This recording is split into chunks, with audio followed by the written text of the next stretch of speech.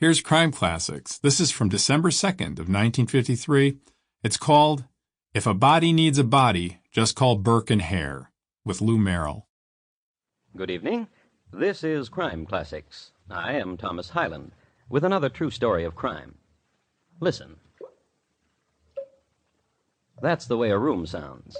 A particular room in a narrow street in Edinburgh, Scotland. Someplace in the wall there was a drip. When the room was still, when there was a lodger in it, asleep, that was the sound. But listen again. That's the way it sounded when it rained, because the room was just below gutter level, and the rainwater rushed by the room's only window. Many lodgers caught cold in this room. They were lucky. Many other lodgers wound up on a dissecting table. They were murdered. By Mr. Burke, who smothered, by Mr. Hare, who held. So tonight, my report to you, if a body need a body, just call Burke and Hare.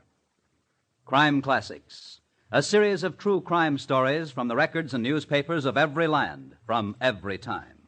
Your host each week, Mr. Thomas Hyland, connoisseur of crime, student of violence, and teller of murders. Now, once again, Mr. Thomas Hyland.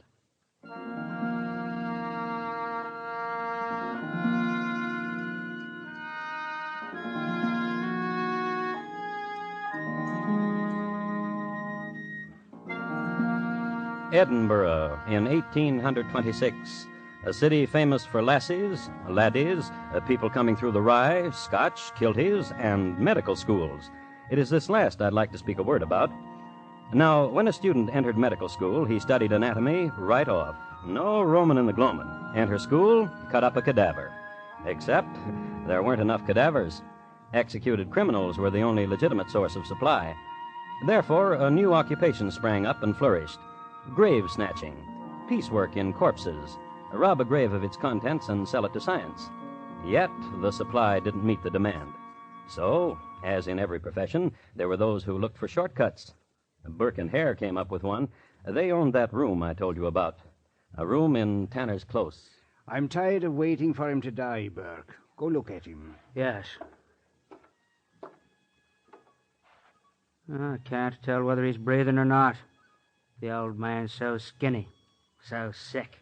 Hear if his heart beats.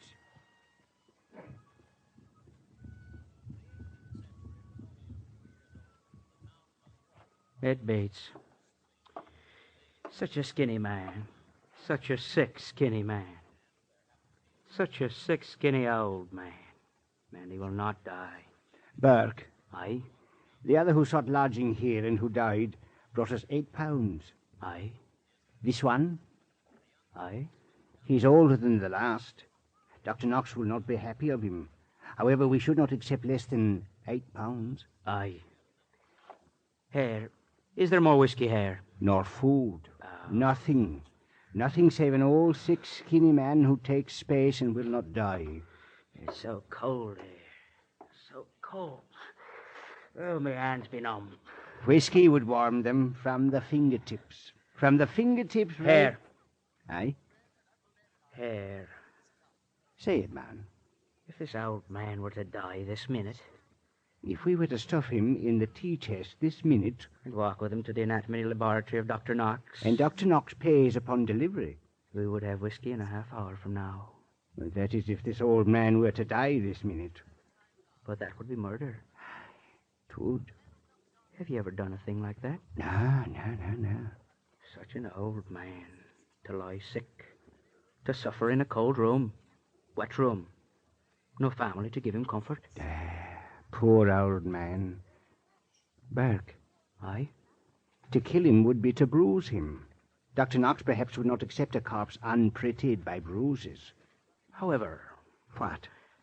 However, if I put my hand over his nose and mouth like this... Jamie, at such a time like... Oh, such a time to come.